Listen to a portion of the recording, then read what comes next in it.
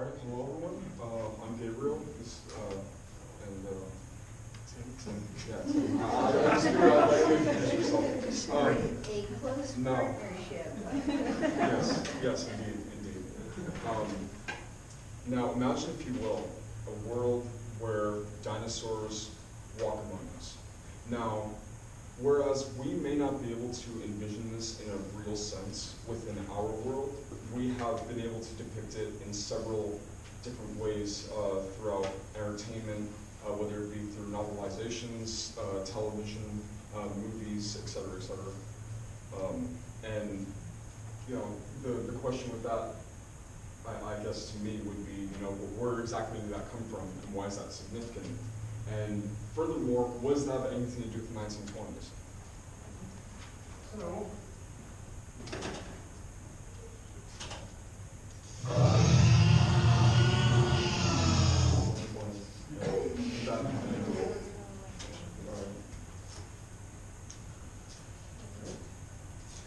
okay. I worked very hard with my phone. Okay, but before the origins of dinosaurs in any type of media, there was the world famous detective Sherlock Holmes. All you guys recognize this famous character. Now, can anybody take a guess on who's the author who created him? Arthur Conan Doyle? Yes, you got that right. Yes. Famous gentleman. Sir Arthur Conan Doyle. He was born on May 22nd, 1859. He was born in Edinburgh, Scotland, and he died on July 7th of 1930. So he essentially died a decade after the 20s, which is kind of a shame. But you may all know him as the author of the Sherlock Holmes series, among many other novels and series of similar types, whether it be mystery novels, horror, etc., etc. And actually, interestingly enough about that, before I get to that, besides being an author, he was also he was a Freemason. He participated in political campaigning, and he was also one that would study medicine, essentially. So that's very interesting. Now, the book that first introduced the world to the character of Sherlock Holmes was the famous novel A Study in Scarlet, published in the year 1887. Which I'm pretty sure that was a first Sherlock Holmes book, right? It was. This was the debut. And he wanted to when Conan Doyle started writing, he wanted to branch off, but the reason why there's so many stories of Sherlock Holmes is because Sherlock Holmes was what was getting his bills paid. So he couldn't really branch off all that much, even though he really wanted to. And one of his famous quotes is, "How often have I said to you that when you have eliminated the impossible, whatever remains, however improbable, must be the truth." And one more thing to know about his authorship before we move on to the next slide, and I actually never knew this before, or until just recently. Sorry, I'm kind of stumbling on my words, but anyways, apparently, are any of you familiar with the film Tales from the Dark Side? It was like a 1990 film. It was like a horror anthology film. Well, the very first story in that, I believe it's called. The story in the film is called Lot 249 or 249, but the actual story itself is called Lot number 249, where essentially a mummy is resurrected and things like that ensue. It's actually a very interesting story. I highly recommend it. But he was actually the author of it, and I never knew that before. So now, also, with as iconic as Sherlock Holmes is, there's another famous character that this gentleman created. And it was this man here, Professor George Edward Challenger. Now, this character has been represented in many different film versions from the 1920s all the way up until the year 2005, starting with Barry Wallace from 1925, John Rhys Davies in 1992, In 2001, Bob Hoskins played. And in 2005, we have the Babylon 5 star Bruce Boxleitner.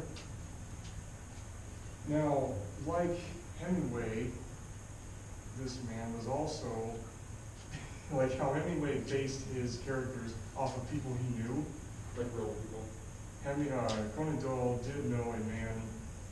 Yeah, that man was Percy Fawcett. He was an explorer from the late 1800s all the way leading up to, I believe it was 1930.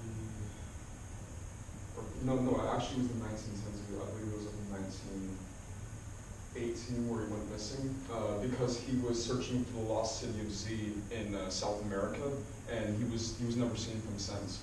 And so he pretty much completely disappeared off the face of the earth. He was an archaeologist and a geologist, and that's precisely what this character was based off of. So. Can anybody, before we go on, can anybody take a guess on what book this guy's from?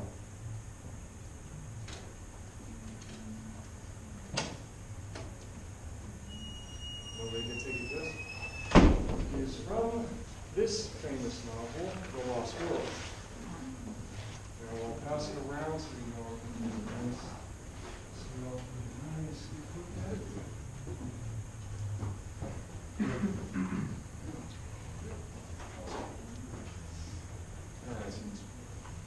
Published in the year 1912, this book was a huge success for Conan Doyle, mainly due to its subject matter, and by the cover, kind of really obvious.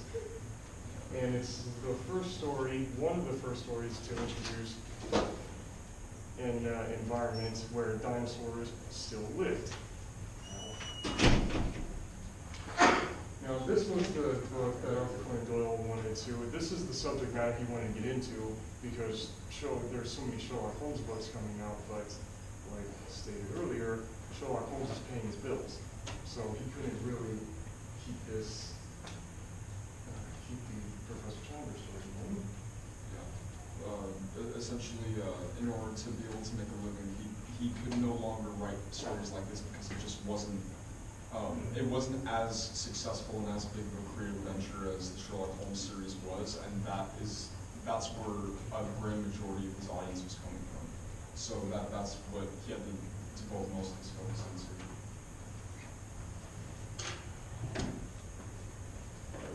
Novel hits Hollywood.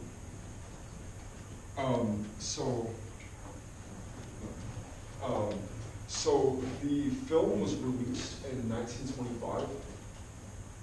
It was directed by Harry O. Hoyt, and he had actually approached Doyle personally to produce the screenplay for the film before even initially making the film. Although we unfortunately couldn't find the exact time period when this took place, but we do know that it did happen. So I could imagine it was probably sometime around the early 20s, because that was around the time in which production started, right? About 1921 or 22. Yeah. Is when most likely Mr. Hoyt approached Arthur Conan Doyle and asked him to do this.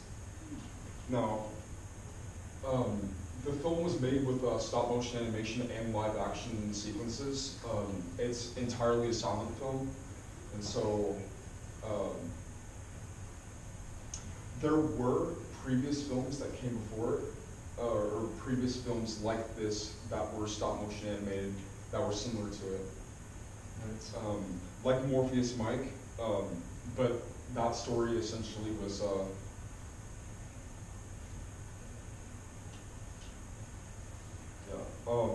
so Morpheus Mike essentially it involved crudely animated like cavemen walking around and wandering, but this wasn't technically the start to monster cinema in that sense. And this was back in 1915. This was like one of the earliest specimens of like kind of semi-big stop-motion animation film. But this film alone was marked as being one of the first major cinematic films that gave Dino cinema a serious boom in the public consciousness, essentially.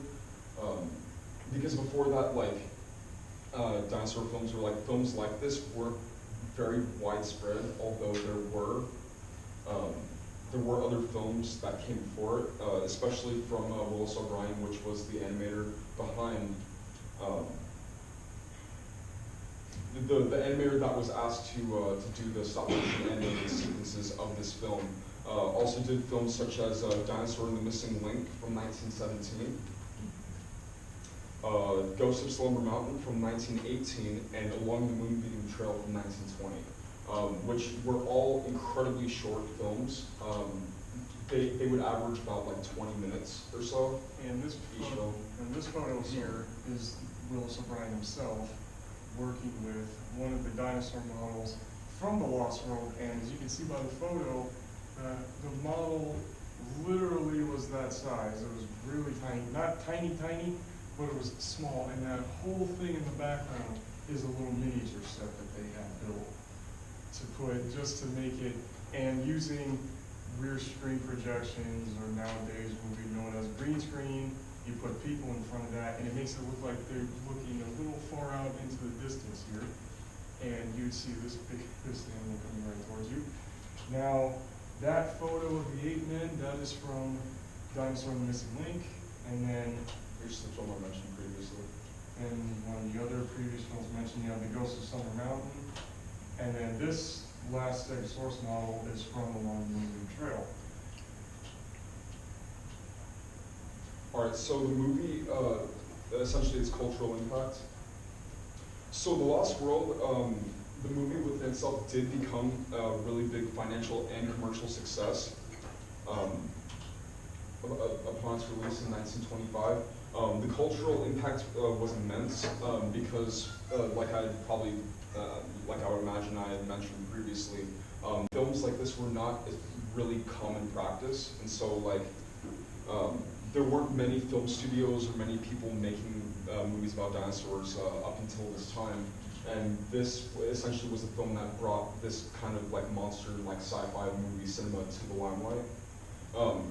And you know, in relation to that, it ushered in a whole new era of science fiction films, up into including King Kong, Mighty Joe Young, and The Beast from 20,000 Fathoms, which The Beast from 20,000 Fathoms, quick note, was among one of the very first pursuits that Warner Brothers made to make a vastly large commercial breakthrough in monster cinema, essentially.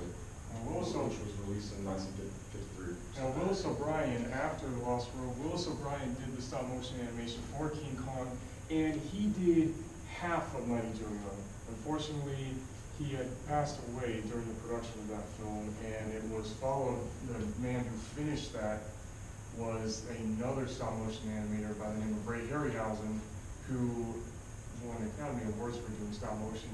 Beast from 20,000 Fathoms, Harryhausen did all the stop motion for that film. They even inspired filmmakers such as Steven Spielberg and Ray Harryhausen. You know, of course, for Jurassic Park, hence the name of the second movie, The Lost World, directly taken from The Lost World. So that's pretty interesting. And Ray Harryhausen, which, like he had mentioned previously, was the one that did the sequences in 20,000 Fathoms. And also a nice side note is that Willis O'Brien, when they were working on, it was actually before they both did Mighty Joe Young together, Willis O'Brien was actually Harryhausen's mentor for a little bit, because Harryhausen did try to get into doing dinosaur films, but Willis O'Brien told him to study anatomy closely and make the dinosaurs actually look right. And because in Willis O'Brien's exact words to Harryhausen, he says, "Your Stegosaurus's legs look like sausages."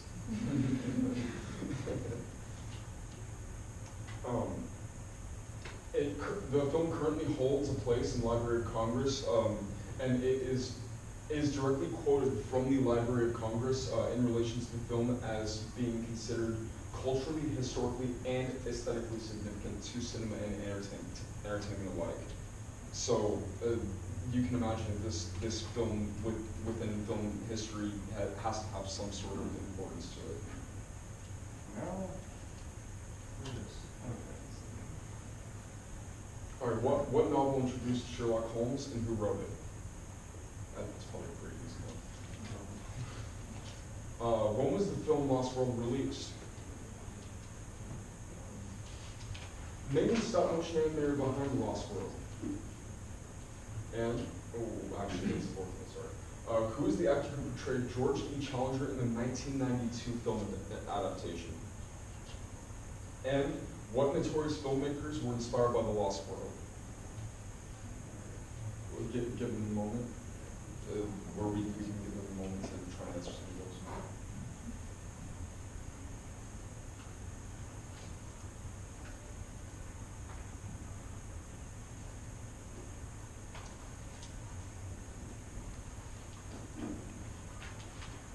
Whenever you guys are ready, we can probably move forward.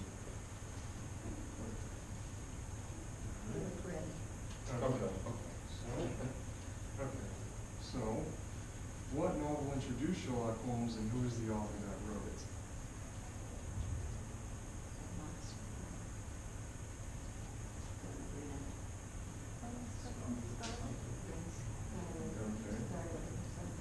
Okay.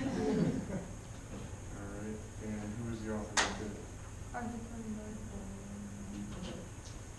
Alright, so Second to it.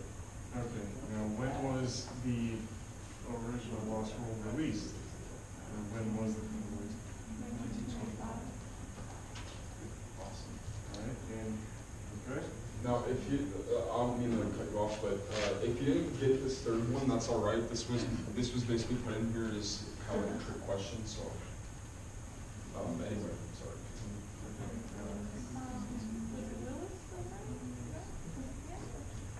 Oh wait, no, that's the fourth question. Okay, and anybody remember who played Professor Challenger in the 1992 film adaptation of The Lost World? It was asked the fourth question.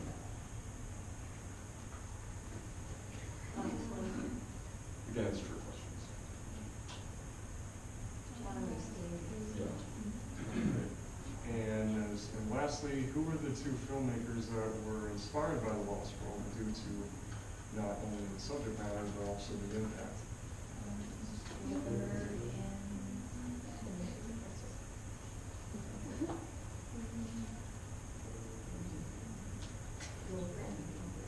Alright, that's what we're here.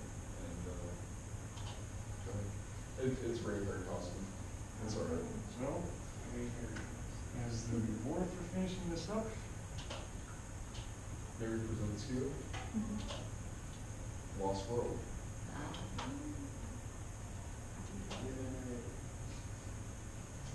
It's essentially just like a compilation of clips and stuff. So. Why do you think the sudden interest in dinosaurs?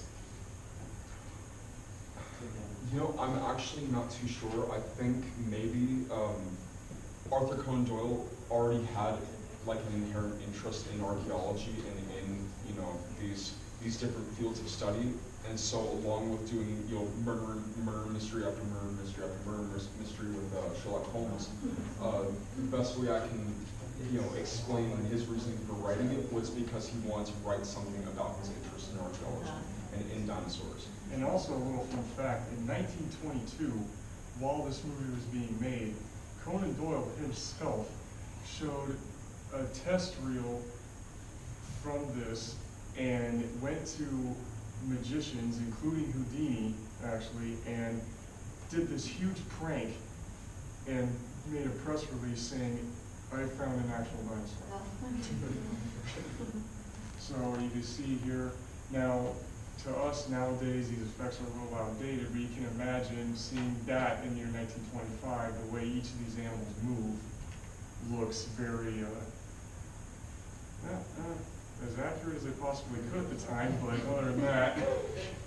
Yeah, I mean, it's a little crude looking, but I mean, when you put it into reference with the time period that it was shot in, it makes sense. Now, Willis O'Brien he did get a little pan for this, because even in the 1920s, the science of dinosaurs started becoming a little more well-known, and the two biggest pans that Willis O'Brien received was the fact that the long-neck creature, the brontosaur, its neck wasn't so bendy, and the Allosaurus didn't walk up like a person, didn't stand upright like a person, it walked with its whole body horizontally. That was that, the little four-footer was the one showing that photo. And see, like, even with the little miniatures, it gives a good sense of scale to how big these animals are. Yeah, they're pretty small models. Like they can fit on a tabletop, essentially. And the funny thing is that when they mean stop motion, everyone would think that, oh, these things are all clay. Well, actually, not really, because the way Willis O'Brien and Harryhausen actually did their creatures was they had a metal skeleton inside of them, where each arm was made of metal plate, screw to make it look like bone. And sometimes they'll cover it with shoe leather, rabbit fur to make it look real. Oh, and if I'm not mistaken, these models for this movie they were clay, but for King Kong, the original King Kong, it was metal skeletons covered in either rabbit. Kong was actually covered in rabbit fur, and the dinosaurs were actually covered in shoe leather to try to look real. So that is. What was the length of that movie originally? Actually, it really didn't have an original name. When they were trying to make it, they were adapting it directly from Conan Doyle's book. Yeah, it was a direct adaptation, sorry. Yeah. And how long was it? About an hour and a half. It's actually an hour and 42 minutes. Yeah. Because there's a special edition released on Blu-ray actually. There's a literal Blu-ray release of the movie, and it was restored by a film society that took all the footage gathered of it and edited properly into this movie.